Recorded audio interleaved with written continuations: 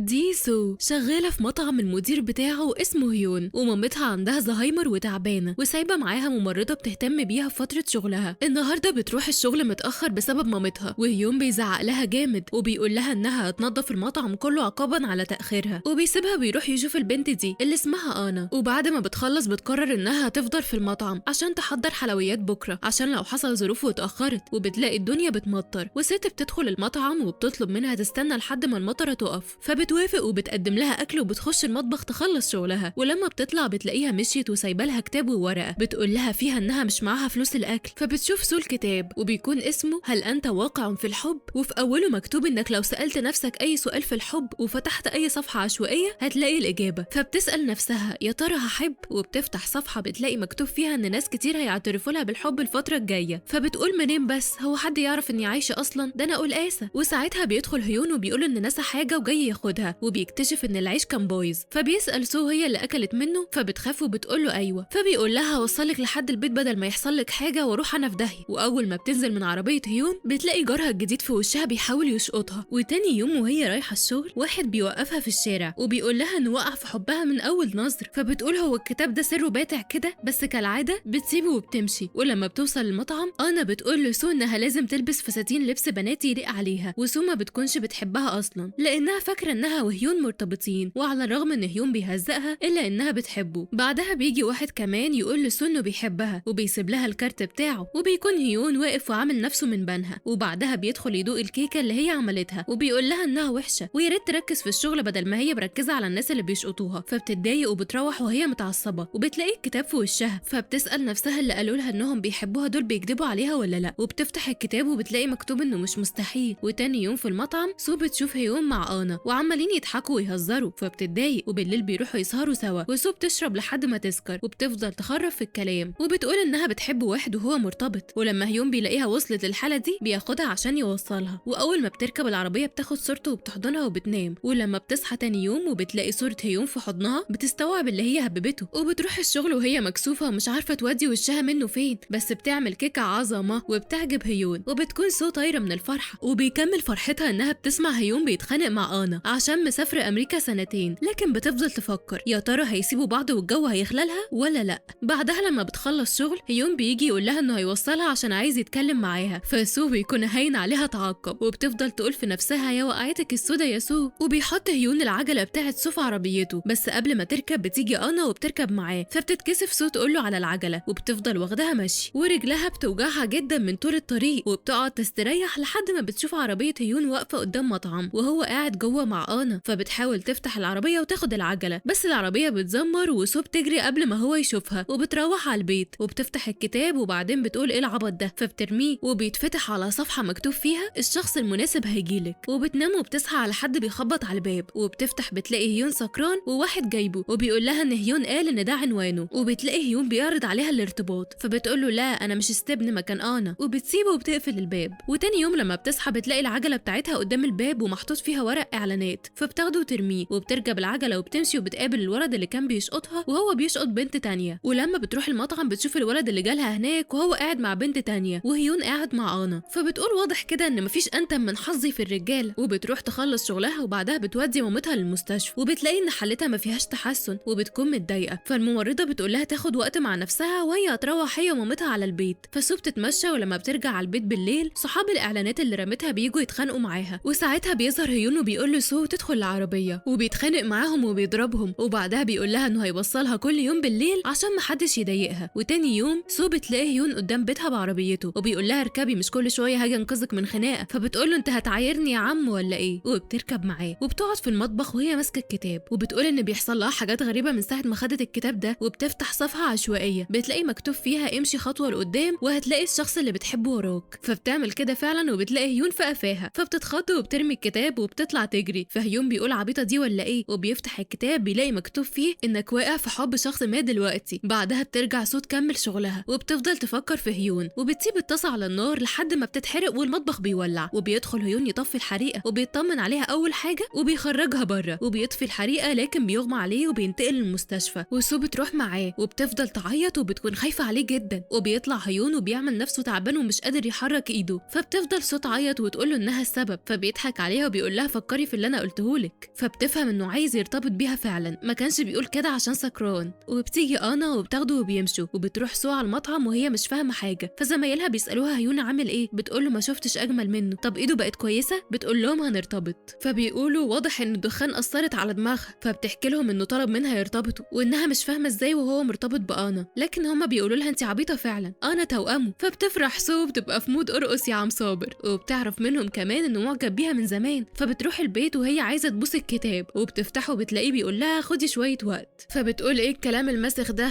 ما انت كنت ماشي كويس. وتاني يوم لما بتشوفه وبيسالها موافقه ولا لا، بتقول له سيبني افكر. فبيتعصب وبيسيبها وبيمشي. فبتقول له طب استنى طيب، وبتطلع الكتاب عشان تبص فيه، بس هو بيبقى واقف يبص عليها من بعيد وبيضحك عادي. وبتيجي انا تقول لها يا اختي اتلحلحي، الواد جاي له فرصه يسافر اليابان ومش راضي عشانك. فبتفرح اكتر. وتاني يوم انا بتكلم سو، بتقول لها ان في مدرسه طبخ في اليابان عايزه ناس شاطرين في الطبخ، وهي رشحتها، ولو اتقبلت تسافر هي وهيون سوا. وهيون بيقول لها تفكر وترد عليهم، وبالليل بيوصلها كالعاده. وتاني يوم بتفتح سو الكتاب عشان تشوف هتعمل ايه، بس بتلاقي كل صفحه بقت بيضه ومفيش اي كلام. وفي نفس الوقت بيكون في مندوب من مدرسه الطبخ في اليابان بيدوق اكل سو، وبيعجب بيه جدا، وبيقول انها اتقبلت. لكن سو بتقول لهيون انها مش هتروح، وبتسيبه وتطلع تقعد بره. وبتلاقي الجو هيمطر، فبتفتكر الست العجوزه اللي ادتها الكتاب. فبتدخل بسرعه تدور على الكتاب بس ما بتلاقيهوش. وهيون بيقول لها ان الست اللي سلفته لك جت وخدته، وقالت انك ما بقيتيش محتاجه ليه خلاص. وفي نفس الوقت الممرضه بتتصل بسو وبتقول لها انها مش لاقيه مامتها. فبتجري تدور عليها، وفجاه بتلاقيهم بيتصلوا بيها في المطعم بيقول لها ان في ست هنا بتسال عليها. فبتروح وبتلاقيها مامتها وبتاخدها وبيروحوا البيت.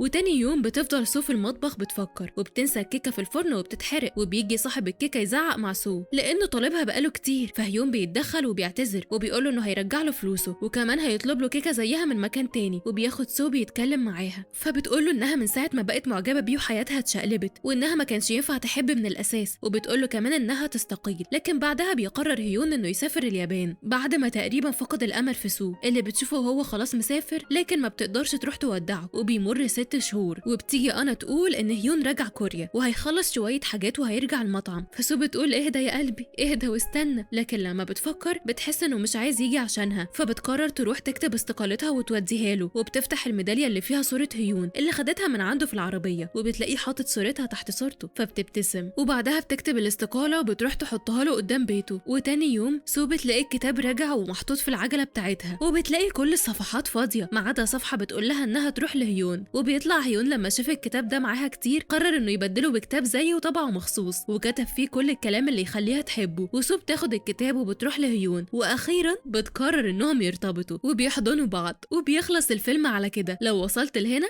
فاحلى مسا عليك، ما تنساش تشترك في القناه وتفعل الجرس واستنى كل جديد.